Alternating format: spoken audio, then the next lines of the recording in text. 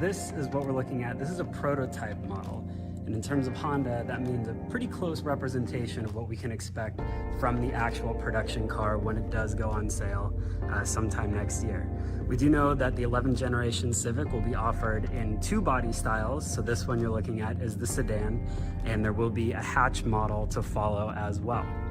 Now today, it's all about design. Honda's not ready to talk about engine or horsepower, or really any of the technical elements of this car, but we can take a closer look about the design language because it's important not only for the Civic, but really for future Honda models to come.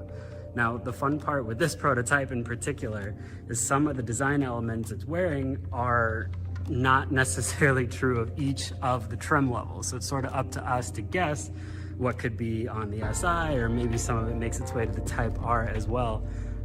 From what I'm seeing, there's probably also a chance at some other sport models, maybe even an HPD version, though Honda certainly did not confirm that today.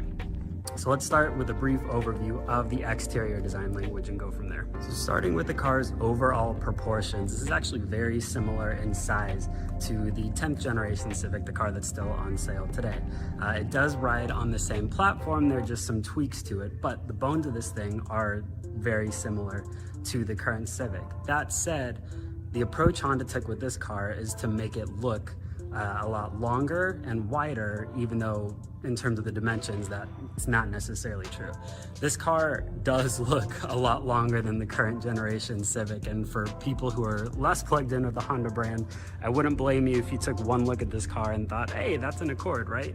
It's not, but I do think it's indicative of where future cars like the Accord are probably going. Honda took this piece of sheet metal right here and thinned it out, and the hood line itself looks a lot flatter, especially up close, just like this. So the result of that is that especially the front of this car looks a lot longer overall. Looking at the headlights specifically right here, you do see the DRL lighting signature. Honda did say that that will pretty much be on every trim level of the Civic. It's not something specific to just the SI or anything like that. So we can look at this design element. And then in there as well, they did a little demonstration. So you can see when the hazards go on, you can see the high beam and the low beam.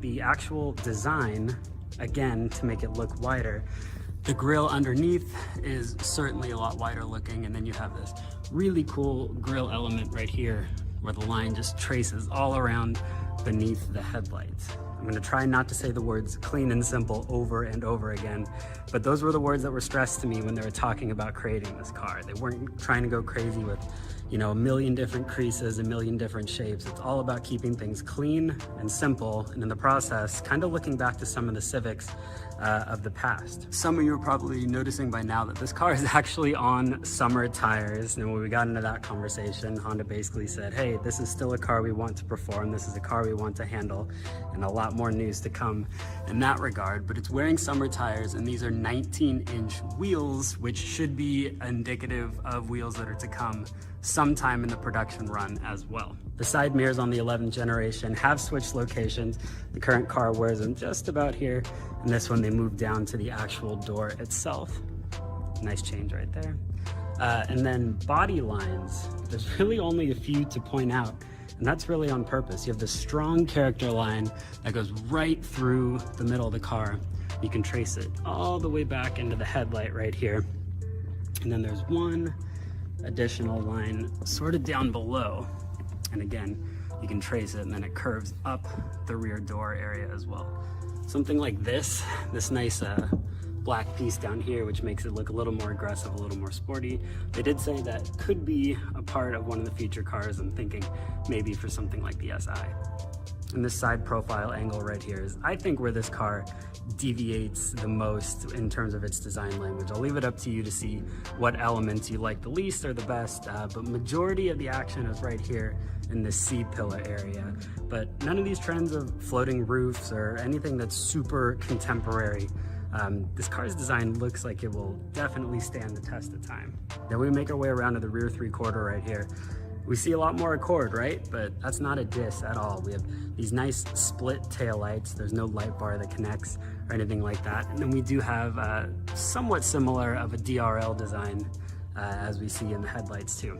This car is wearing dual tailpipes. Not sure if that's going to be on every trim level or just specific to certain models, but I can say that the way this one is laid out, very nice indeed. And Honda also pointed out, if you look at the trunk, there is a bit of a spoiler built into it. It's not anything crazy. There's not an additional piece of sheet metal that stands up either. It's just this one sort of clean line that runs across the trunk lid just like this. You can see that it does sort of duck up a little bit into sort of a makeshift spoiler. Now, unfortunately, we're not allowed to open the door and peek inside just yet, but I can show you this image. I can put a better version of it up on the screen right now, but at least I can show you this design board and reference some of the things that the designers were just discussing with me. Check this out. This is a big difference for both the Civic and just Hondas in general, right? I mean, we've known for a while based on spy shots and things like that, that the center display is moving out of the console and they're gonna stick it on top of the dash right now. This long horizontal piece of trim that extends from the center console over to the passenger side. And if you look closely right here, you can see this sort of honeycomb texture. I haven't seen it in person yet because I won't show us inside of the car, but it does hide the air conditioning vents. And actually it looks pretty cool. There is a 9-inch display. It does have a beautiful volume knob for those of you that are concerned about that. Then this is also going to be the first time that any Honda product is getting a full digital display, so that will be available on this car as well. So that's kind of where we're left right now. I mean, there is a lot more we have to find out. This is exciting though. I mean, definitely we want to take a closer look at the hatch and the design elements that make its way from the sedan over to the hatch. And then of course, we're very interested to learn more about both the SI and the Type R variants, both of which we know are coming.